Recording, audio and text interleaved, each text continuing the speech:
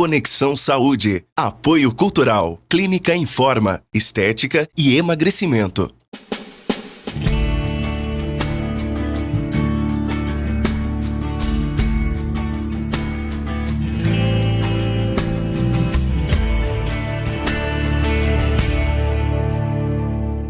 Mais um Conexão Saúde no ar, um programa dedicado à nossa saúde e ao nosso bem-estar.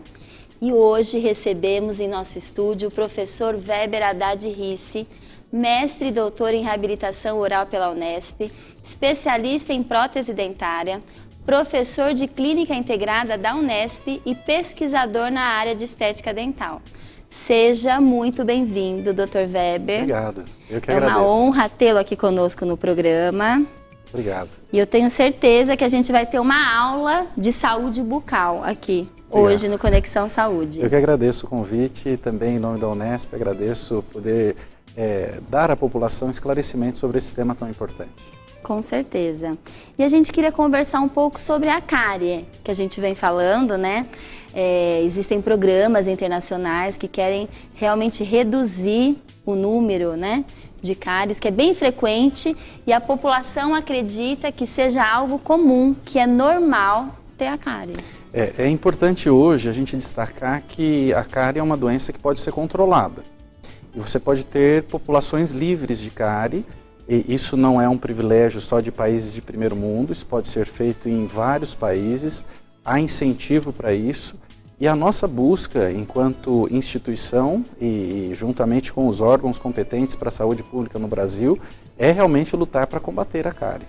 Então, isso é muito importante e possível.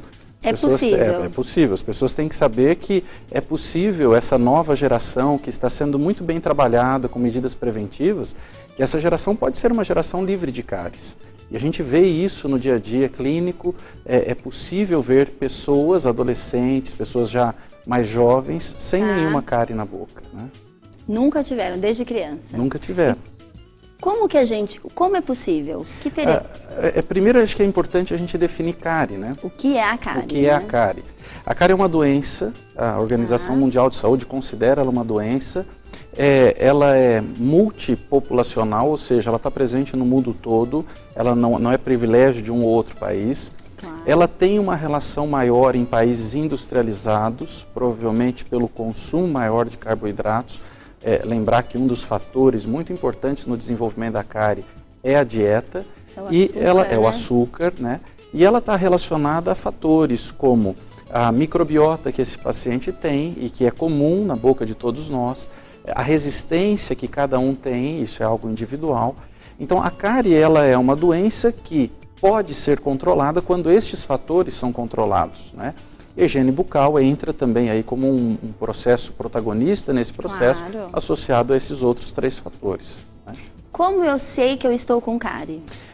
Existe a possibilidade de você ter essa percepção, mas normalmente quando isso já acontece numa fase mais avançada, que é quando o paciente começa a ter sensação dolorosa, quando ele começa a perceber, às vezes, alguma sensação de arrepio no dente. Entendi. E aí ele busca o dentista. Normalmente, nessa fase, a cárie já está num estágio mais avançado. Bem avançado, né? E o que seria ideal seriam consultas rotineiras, e a gente hoje tem padrões de individualização para cada tipo de paciente, de acordo com o risco, a cárie que cada paciente tem, para que esse paciente possa vir ao consultório, possa passar por um check-up e assim ter, às vezes, uma lesão inicial diagnosticada antes que ela crie o que a gente popularmente chama de cavitação ou buraco. Então, é possível você pegar a cárie numa fase em que ela ainda não gerou essa alteração e você reverte totalmente o processo, né?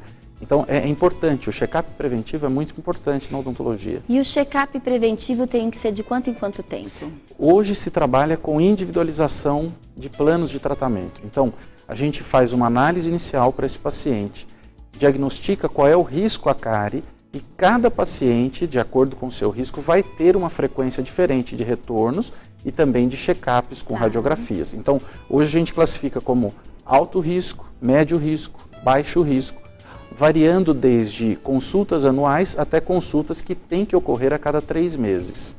Então, isso depende da classificação do risco desse paciente. Qual a primeira idade de se levar uma criança ao dentista? Você sabe que hoje já se fala em odontologia intrauterina.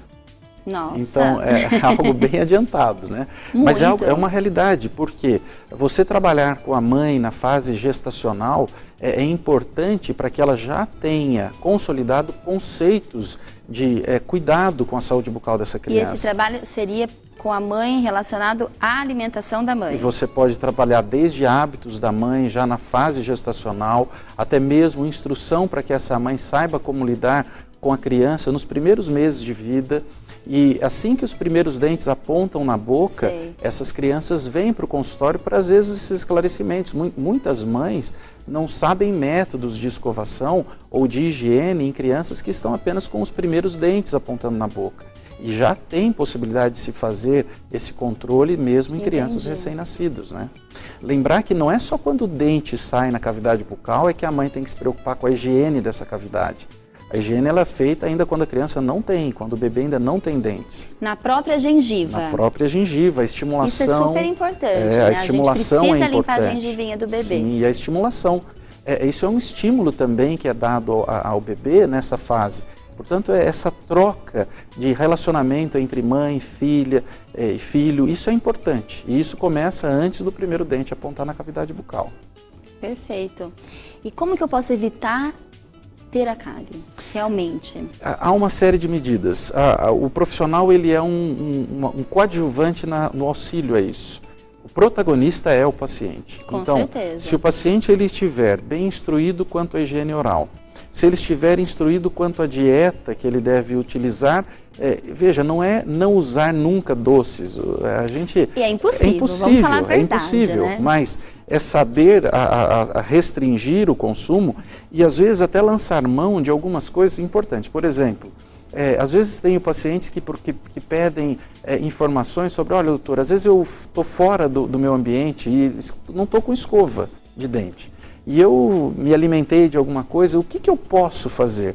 Legal, e a gente recomenda ótimo. que ele use ou leve nesse lanchinho dos intervalos, né, alguns alimentos que nós chamamos de alimentos detergentes. Por exemplo, olha que maravilha. Alimentos crus normalmente são alimentos detergentes. Aquelas mini cenourinhas que ele pode finalizar esse lanchinho com isso. Maçã é um alimento detergente. Então são alimentos que fazem uma autolimpeza da cavidade bucal. Nunca tinha ouvido falar dos alimentos detergentes. Importante. Gostei muito. E associado a isso, né, a pessoa ter o uso da higienização de maneira adequada, fazer a higienização assim que ela tem a possibilidade após se alimentar, especialmente esses alimentos ricos em açúcares, não é? Evitar o consumo exagerado, que não seria bom nem para a saúde bucal, nem para a saúde geral desse paciente. Claro. E consultar o dentista, porque o dentista, apesar de você ou o paciente ser o protagonista, o dentista é quem vai instruí-lo e corrigir rotas quando ver que algo está saindo do rumo. Não é? Com certeza. E quando a gente se importa desde o início do nascimento da criança, qual a importância do dente de leite? Se a gente não cuidar bem do dente de leite, ele vai afetar o permanente? Como que é isso? Eu acho tão importante. É muito importante, muito boa a sua pergunta, porque tem muita gente que acha que o dente de leite, esse é o primeiro dente, não tem problema e tal. Pelo contrário. Hoje se sabe, através de estudos científicos, que o hábito de higiene adquirido na primeira infância vai ter reflexo na fase juvenil e adulta. Tem consequência. Tem consequência. Então, a primeira coisa é o reflexo do autocuidar-se. A segunda coisa é que uma cárie num dente descido, ela pode gerar infecções que vão afetar o germe do dente permanente. Então você pode ter alterações morfológicas desse dente através de um processo patológico no dente descido. Outra coisa que é muito importante o pessoal de casa saber é que também há uma relação, principalmente na questão da mãe envolvendo essa criança nesse protecionismo ou nesse cuidado com a saúde bucal, para que ela aos poucos ganhe essa autopercepção. E num primeiro momento a mãe é muito importante. Então eu não posso culpar... É o exemplo da preocupação da mãe com os dentes. E do cuidado, porque eu não posso culpar uma criança aos seus 3, 4 anos, poxa, está com cárie na boca toda, né? E eu jogar a culpa numa criança. Então a mãe nesse primeiro ato de cuidado tem uma importância tremenda. Que vem da alimentação, vem dos cuidados. Sim, todo esse cuidado. E a cobrança da criança é importante isso. Toda a rotina do comportamento. né? Então, tudo isso faz parte de cuidar dessa primeira dentição. É importante para o ser vivo, para nós, seres vivos, termos a primeira dentição, porque depois o complexo crânio facial cresce e aquela primeira dentição não teria tamanho adequado para continuar a vida da pessoa. Então, por isso é necessária essa troca. O organismo faz essa troca para que os dentes tenham agora tamanhos adequados para esse novo padrão crânio-facial. Portanto, é uma continuidade. Nós não podemos olhar para essa primeira dentição e imaginarmos, não, essa aqui foi e não teve a sua função, e ela faz a transição para a segunda dentição que o indivíduo vai levar por toda a vida. Tem tudo reflexo.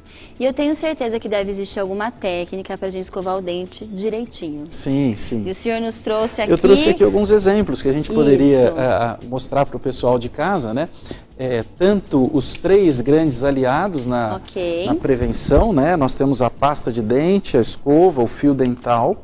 Algo muito importante, hoje se discute muito sobre o flúor. Sim. E o flúor é algo importante da gente dizer para o pessoal de casa. O flúor, eu tenho visto muito, e daí a minha preocupação, muitas pessoas dizerem que o flúor é um elemento tóxico. Sim. O flúor não deveria ser utilizado. E hoje está crescendo muito alguns movimentos contra esse tipo de conduta.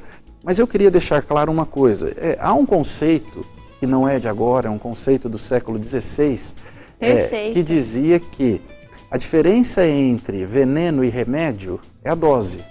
É mínima. Então, o que a gente precisa saber?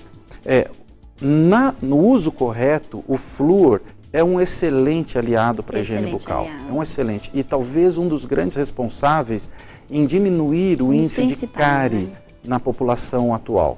Então, o que é importante nós sabermos? Hoje já se recomenda o uso de flúor, inclusive para crianças na primeira dentição. Só que esse uso tem que ser supervisionado. A mãe tem que supervisionar o uso, a mãe deve dosar a quantidade de flúor, de pasta na escova. Entendi. Ela não pode delegar isso a uma criança abaixo dos seus 6 anos. Porque às vezes a criança já pega a pasta, já põe na escovinha e já esse é o grande escova problema. do jeito que ela quer. Então, eu acho até que a gente poderia demonstrar, vamos... talvez demonstrar aqui a quantidade correta de uso de pasta. Então vamos pensar, por exemplo, nessa criança até os seus 6 anos de idade. O que a gente poderia fazer era simplesmente molhar as cerdas da escova. É muito pouco, mas é o suficiente para aumentar a proteção. Pasta com flúor. Pode ser pasta fluoretada. Quando a gente fala com flúor, é a pasta de adulto, não é isso? Porque as pastinhas de criança têm flúor? Muitas delas têm, poucas são as que não contêm e elas marcam então tá isso no seu rótulo. Então a criança ela já pode utilizar nessa fase a pasta com flúor. Agora tem que ter a quantidade supervisionada, né? E quando a gente fala na quantidade para um adolescente, para um adulto, a gente diz tamanho de uma bolinha de ervilha, de um grão de ervilha, né? Isso é mais do que suficiente. Olha, a gente às vezes a gente tem a ideia de encher todas as cerdas da escova, né? Então isso é importante dosar nessa quantidade. O flúor não tem nenhum efeito adverso à criança. Lembrar que a nossa região tem água fluoretada de abastecimento, outro fator importante. Né? Perfeito. E o único risco que se tem com relação ao uso do flúor seria a fluorose. Fluorose são alterações que podem acontecer nos dentes. Nas cores dos dentes. Nas cores dos dentes, como listras ou estrias brancas, e que podem acontecer quando se usa demasiado. Então, a quantidade pequena, a instrução de que a criança não engula isso é importante. Perfeito. Dr. Weber, segura um pouquinho que a gente vai para o nosso intervalo, para o nosso break, e a gente já volta com mais informação de escovação. E eu só queria dar uma geral aqui na minha maquiagem e no meu cabelo e mandar um beijão, ó, pessoal. Eu tô adorando a Clínica Fulvia Magrini, eu agradeço toda a equipe e a gente já volta com muito mais informação. Fique ligado.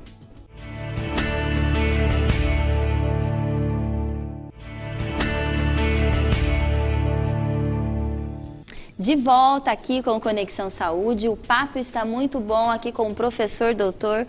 Weber da Unesp e a gente estava comentando sobre a técnica de escovação. Isso. Qual é, então é importante. O dente ele tem 5 lados. a face que a gente mostra no sorriso, a face interna voltada para a língua, a parte interna dos dentes, e nós temos a face mastigatória e o contato entre um dente e outro. Dessas 5 faces, 3 são acessadas pela escova, então a gente posiciona a escova e faz o movimento de vai e vem, fazendo a higienização dessa área. Agora, 2 faces, que são as faces de contato, elas vão depender do uso do fio dental, que deve ser utilizado nas principais escovações do dia. Então você pode fazer isso de manhã, após o almoço e à noite. Perfeito. E essa história de fazer bolinha com a escova não tem nada a ver? Sim, sim. Existem diversas técnicas. Essa é uma delas. Você pode posicionar a escova na direção da gengiva. É importante que ela toque um pouco da gengiva e faça ou um massageamento na forma de bolinha ou vai e vem. Né? Mas é importante que todos os dentes passem por essa limpeza, sejam escovados. Perfeito. E agora a gente vai falar da famosa bola de Bichat. Vamos falar da bichectomia, que hoje deu um boom, né, nessa área estética. E a importância, né, da necessidade da estética hoje, a gente podia comentar um pouquinho? A estética tem um fator muito importante nas nossas relações sociais. Há estudos que mostram que pessoas com uma aparência estética bucal boa, elas ganham credibilidade. Então, em relações de negócio, você vê que muitos políticos em campanha fazem todo um tratamento bucal, isso aumenta a aparência de confiabilidade. Portanto, há um processo muito importante no que a estética determina nas nossas relações sociais. Sim, isso é verdadeiro. Tem resultado, não adianta a gente discutir se faz bem, se não faz bem. A cirurgia, especificamente, a bichectomia, ela é uma cirurgia que tem indicação, quando bem avaliado, precisa-se de um diagnóstico adequado desses pacientes e ela, nessa correta indicação, você vai ter um benefício estético na estética orofacial. Isso sem dúvida. E realmente existe esse resultado? Eu acho importante a gente falar também o que é essa bola de Bichat, qual é a evolução, como começou, né? Eu acho que é importante falar para o público de casa, porque hoje a bichectomia ganhou até um certo ar de modismo.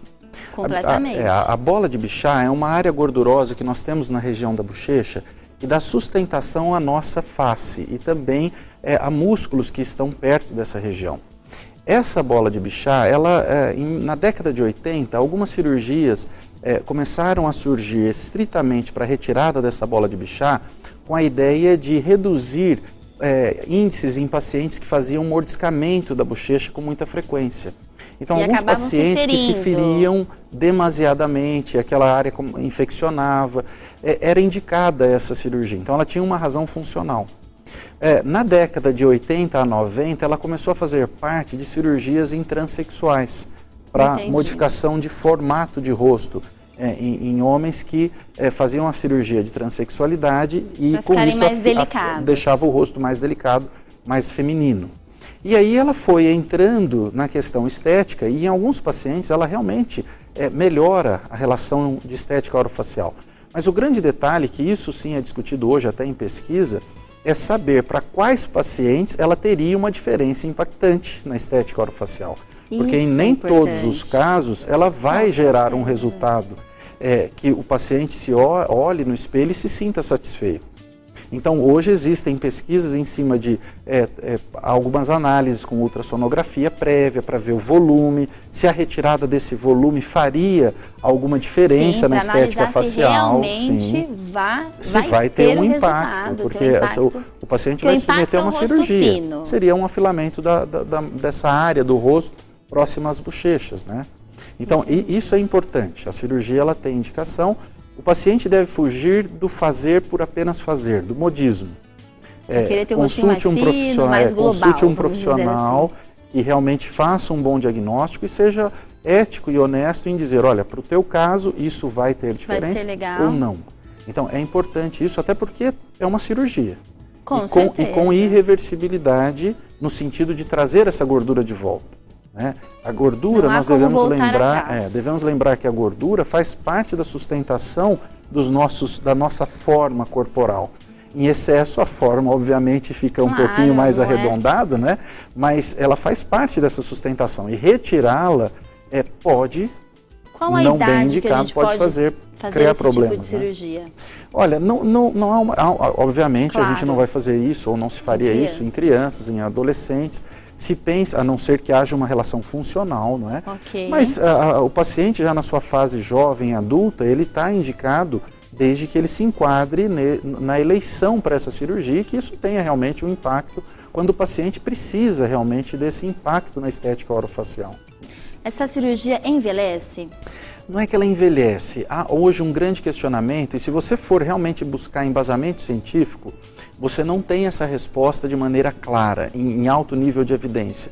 Quando a gente retira algo que dá sustentação para a face, a grande pergunta é se na idade adulta ou envelhecida, essa bola não faria falta para a sustentação facial, ou seja, talvez a pessoa ficaria com um perfil mais de envelhecimento precoce. Mais caído seria. Mais caído, porque você tirou essa sustentação, que seria a sustentação na fase mais adulta ou na terceira idade. Aí então, teria há um que correr questionamento. atrás do preenchimento. Talvez o preenchimento seria uma reversão para isso.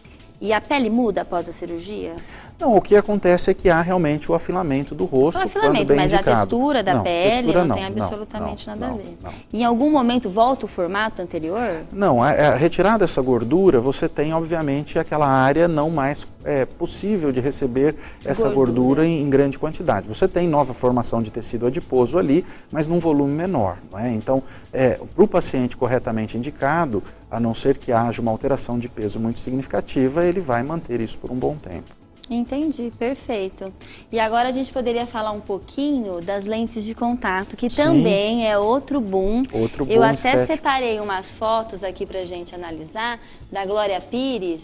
Olha lá a diferença. Sim. E ela não fez só lente de contato, ela também trabalhou a parte da gengiva, né, Sim, professor? Normalmente, hoje, se busca muito esse tipo de tratamento na mudança do formato dos dentes, da coloração. Outra coisa importante, esse tratamento tem correta indicação. Ele não é para todos, ele não está indicado para todos os casos. Há pacientes que têm dentição perfeita e vêm com a ideia de, olha, eu quero fazer lentes de contato. Simplesmente pela estética. Simplesmente pela estética e às vezes o ganho não é tão significativo. Tem muita coisa que você consegue com um clareamento, que é uma técnica muito menos invasiva, não é? Agora, é importante esse diagnóstico. E importante também o pessoal que está em casa saber que esse processo não é um processo totalmente irreversível. Que você faz, amanhã eu posso retirar, meu dente está íntegro. Normalmente, mínimos desgastes são exigidos no dente. Então, existe o desgaste do dente na grande maioria dos coloca casos, a lente de contato. sem dúvida. Eu acho isso legal a gente enfatizar e frisar, Sim. porque tem muitos profissionais que falam que é muito pouco. Não, o desgaste existe. E lembrar que uma vez retirado o esmalte, isso não se recupera. Não há técnicas hoje descobertas na ciência que devolvam estrutura de esmalte. Sim. E hoje os preparos podem ser desde preparos de 0,2, 0,3 milímetros. Pessoal, mas é muito pouco. Mas você está retirando estrutura sadia, como preparos às vezes mais invasivos. É importante que o público saiba disso. E a reversibilidade disso não é algo como se pensa, olha, a hora que eu quiser eu volto porque meu dente não teve quase nada de desgaste. Pelo contrário, há hoje até pesquisa em cima de tentar remover essas lentes com um mínimo de invasibilidade, porque as trocas também vão aumentando. Precisam ser trocadas. Sim. Outra informação, Priscila, que eu escuto muito, as pessoas dizem, mas eu queria fazer isso e eu ouvi dizer que depois de feito é como um esmalte, que eu posso ter isso pro resto da minha vida. Não. A literatura fala na faixa de 12, 20 anos, há um range, há uma diferença aí de tempo, mas saiba que se você faz isso aos 20 anos, bem provavelmente 2, 3 trocas serão necessárias ao longo da vida. E lembrando que nós estamos numa geração que poderia ser livre de cáries, livre do uso de motores ou da remoção de esmalte. Então tem que se pensar muito. A indicação é uma técnica que, quando bem indicada, é fantástica, mas ela tem que ser muito bem indicada. E a gente tem uma amostra aqui no estúdio, né, Eu vou mostrar aqui, acho que é importante. Esse é apenas um dos tipos de preparo que a gente tem. Aqui um preparo mais invasivo, né? Então veja, um dente íntegro e o dente vizinho que foi preparado para receber uma lente de contato, né? Ou um elemento E esse de houve porcelana. bastante desgaste. Esse já é um desgaste um pouco mais agressivo. Alguns casos ainda a gente vê muitos profissionais fazendo esse desgaste. E o que é essa lente? Ela é como se fosse uma unha postiça, né? Ela é unha postiça no sentido de parecer como uma lâmina fina, né? Que é colada sobre aquele preparo. Então você tem essa correção. Agora, desde mínimos preparos a preparos mais agressivos, como esse que a gente tem aqui, vale ressaltar que sempre um desgaste é realizado.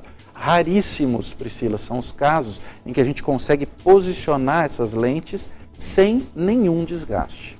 A lente é como se fosse uma substituta da resina quando a gente quebra um dente permanente. Sim. A gente pode substituir? A lente ela é feita nesse sentido com um material cerâmico, é uma porcelana, que tem algumas características que são muito viáveis para o uso na região anterior da dentição. Ela não mancha, ela não tem manchamento, ela mantém o seu brilho, a sua textura ao longo dos anos. Então, ela é um tratamento realmente um pouco ela mais... rejuvenesce, Sim, né? O rejuvenescimento em pacientes, aí é que eu acho que está a grande vantagem de indicação de lentes. Pacientes já numa idade onde se perdeu o padrão jovial de sorriso, sim, e aí você dá um certeza. rejuvenescimento, dá um up nesse paciente com aparência de rejuvenescimento. Agora, a nossa preocupação é com o uso indiscriminado. O uso indiscriminado, ele sem dúvida, ele é um problema de saúde pública atual no quesito tratamento estético. Perfeito. E a gente só tem a agradecer o professor Weber, Obrigado. porque realmente ele nos deu uma aula aqui de todos esses assuntos. Muito obrigada. Eu espero tê-lo aqui conosco sempre. Pode contar, sempre. E eu convido todos vocês a assistirem, a estarem com a gente toda quarta-feira às 14h e todos os sábados às 18h30. A gente se vê sempre.